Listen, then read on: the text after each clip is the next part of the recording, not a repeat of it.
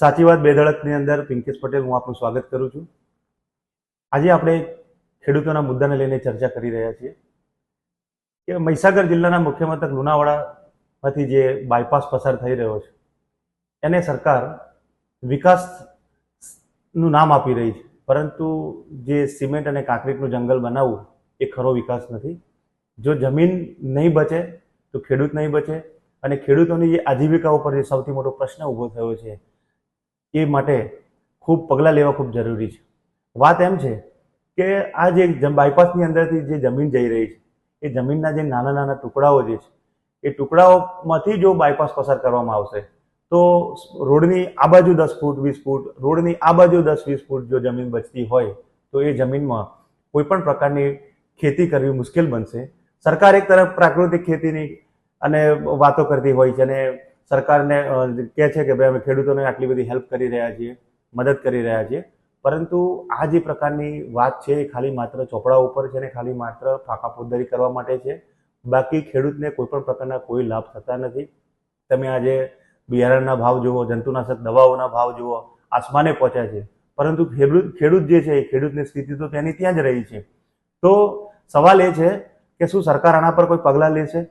તમે જુઓ કે ગામડું ધીમે ધીમે તૂટી રહ્યું છે અને નવી પેઢીને ગામડામાં રહેવું ગમતું નથી, અને જે ઘણા ઘાટા ખેડૂતો આ પ્રકારની ખેતી કરીને પોતાની આજીવિકા રોડી રહ્યા છે અને એ આજીવિકા જે રોડી રહ્યા છે એમાંથી પણ જે એમની જમીન છીનવી લેવામાં આવશે તો ખેડૂત પાયમાલ થઈ જશે અને ખેડૂત પાસે કશું બચશે નહીં.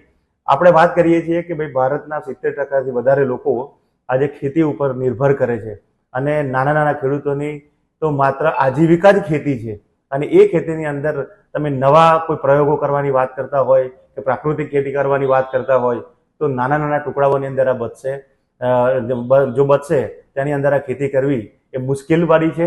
અને એક તરફ આ જે ગામડું જે છે એ ગામડાઓ જે તૂટી રહ્યા છે જે રીતે, અને જે રીતે જમીનના ટુકડા થઈ રહ્યા છે એ બહુ ચિંતાનો વિષય બન્યો છે.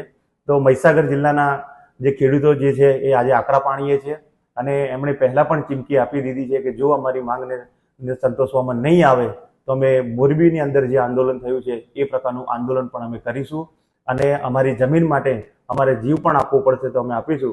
કારણ કે આમ પણ જીવ જઈ રહ્યો છે અને આમ પણ જઈ રહ્યો છે, એટલે એમની બાજુ એમના માટે તો એક બાજુ ખાડો છે અને એક બાજુ કૂવો છે. તો આ બંને વચ્ચે ફસાયેલો ખેડૂત મહીસાગરની અંદર આજે ખૂબ ચિંતિત બન્યો છે. તો સરકારે પણ ચિંતા કરવી જોઈએ, અને સરકારની અંદર જે બાબુઓ બેઠા છે જે આજે નાદાન, નફ્ફટ, નિર્મમ, નિર્લજ્જ, નિસ્તેજ, નિર્દયી બની ગયા છે અને જે ફાંકા ફોજદારી કરે છે એ સરકારને પણ આપણે પણ કહેવા માંગીએ છીએ કે ખેડૂતો જે છે, ખેડૂતોના પ્રશ્નો જે છે પ્રશ્નોનું સોલ્યુશન લાવવું જોઈએ, નહીં તો ખેડૂત જે છે એ ખેડૂત કંઈ પણ કરી શકે છે. એ બાબતને લઈને આપણે નવા અંકે નવી વિગતે વાત કરીશું. Thank you. 12 ગામના ખેડૂતો ભેગા થયા છો. ખાસ કરીને બાયપાસને લઈને નાના ખેડૂતોની જગ્યા જ નથી, ખેતીદાર તરીકે નામ જ નીકળી જાય છે. શું છે વિગત? ખેડૂત અત્યારે જે 100 ફૂટ આ બાજુ 100 ફૂટ ડાબી બાજુ બંને બાજુ 100 ફૂટ જમીન લીધી 6 લેનનો રસ્તો બનાવવા માટે. એમાં એવું થાય છે કે અમુક નાના જે ખેડૂતો છે જે 2 એકરથી ઓછી જમીન ધરાવે છે તેમને સળંગ જમીન આવેલી હોય અને આખા જમીનની અંદર છે ને 6 લેનનો રસ્તો જતો હોય, એટલે એમની પાસે જમીન વધતી જ નથી. ખાલી 5 ફૂટનો પટ્ટો એકલો જોવા મળે છે આપણને. આ ખૂટ મારેલા છે, ખૂટની અંદર દેખાય છે કે જે 5 ફૂટ જ જગ્યા એ લોકોની વધે છે. એટલે 7/12ના નામમાં 7/12ની અંદરથી એમનો ખેડૂત ખાતેદાર તરીકે એ નામ જ નથી રહેતું. શું માંગણી છે? માંગણી એવી છે કે સરકાર જે 5 રૂપિયા પ્રમાણે જમીનના ચોરસ ફૂટનો ભાવ આપવા તૈયાર છે, પણ આજની તારીખમાં જોવા જઈએ તો બિલ્ડરો દ્વારા 3 થી 4 હજાર રૂપિયા ભાવ આપે છે. તો અમને પોષકતમ ભાવ આપે, કારણ કે આ જમીન જ રહેવાની નથી, ખેડૂત ખાતેદાર જ નથી રહેવાનો, તો કમાશે કઈ રીતે? જો બીજી જમીન ખરીદવા માટે એની જોડે પૂરતા પૈસા પણ જોઈશે આજની તારીખમાં જોવા જઈએ તો. પણ આ લોકો 5 રૂપિયા લેખે 2 લાખ રૂપિયાના એકરના ભાવ પ્રમાણે આપે છે, અને બિલ્ડરો આ જ જમીનના 2-3 કરોડ રૂપિયા આપે છે. તો અમારું તો અમને તો બિલ્ડર લે વધારે સારું કે જમીન જાય તો એના કરતા બિલ્ડર જોડે જાય. પણ હવે આ જમીન અમારી જાહેરનામું પ્રસિદ્ધ થઈ ગયા પછી અમારી જમીન અમે વેચી શકતા પણ નથી. શું નામ છે આપનું? વિશાલ પટેલ. જી, બાયપાસમાં જમીન જઈ રહી છે, શું કહેશો આપ? સરકારે આ બાયપાસ માટે જે આ જમીન એક્વાયર કરી છે સરકાર રોડ કાઢે એનો વાંધો નથી, પણ અમને પોષણ સમયુક્ત ભાવ આપે. 5 રૂપિયાના ભાવે તો સરકાર અમારી મસ્કરી કરે છે. આજે આ ખૂટ રોપ્યા તોથી 100 ફૂટ ઓમ 100 ફૂટ બેલી બાજુ અમારી પાસે 1.5-2 એકર જમીન છે. એમાં સરકાર 1 એકર જમીન તો લે. હવે અડધા એકરમાં મારા છોકરો ચચમ પૂરું કરે એ તો સરકાર વિચાર કરી જોઈએ. અને આ દરેક ઠેકાણે ખેડૂતોનું શોષણ, બસ ખેડૂતોનું શોષણ. ખેડૂત કરે શું? ગામડાની દશા તો જોવો સાહેબ. અમારે સરકારને એટલું જ કહેવું છે કે આ જમીન જાય, સરકારનો વિકાસ ખરો, પણ ગોળો વિકાસ આવો કે ખેડૂતોની જમીન પૂરી કરી દેવાની. એના કરતાં અમને પોષણ સમયુક્ત ભાવ આપે અને અમારા છોકરોનું ભવિષ્યમાં પૂરું થાય એવું સરકાર વિચારે. શું નામ છે આપનું? નરોત્તમભાઈ દોડી.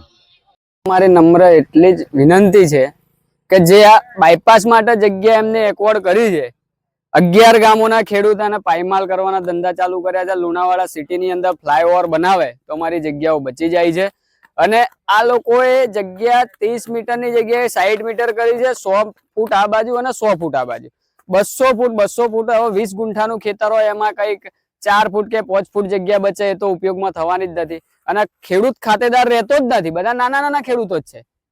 સરકાર આના ઉપર વિચારધારણા લે. અને એક કે અમે મહેસૂલ વિભાગમાં પૂછીએ છીએ કે ભાઈ અમને ભાવતાલનો તમે જવાબ આપો, બરોબર. અમને ભાવતાલ પૂછીએ છીએ તમને 29 રૂપિયાના ડબલ 59 રૂપિયા આવું કંઈક અમને ભાવતાલ આપે છે. એનું અમે ભાગ્યાકાર કે ગુણાકાર કરીને ગણવા જઈએ તો 5 રૂપિયા સ્પેર ફૂટ જગ્યા થાય છે. હાલના તબક્કે બિલ્ડરો અમારી જગ્યાઓ લેવા માટે તડપાપડ છે. 2000, 2500, 3000, 4000 ના ભાવે જગ્યાઓ માંગે છે. અમે બાપ દાદાથી જમીનો વેચી નથી. અમારી આજીવિકા અમારા પેઢીના પેઢી છોકરાઓ જીવી શકે તેમાં તો તમે બિલ્ડરોની જગ્યાઓ નથી વેચી. એ જ જગ્યાઓ વેચીને અમે જ કરોડપતિ બહેન ના બેહી રહ્યા. અત્યારે સરકાર અમારી જોડે અમારી હોના જેવી જગ્યા લેવા માંગે છે.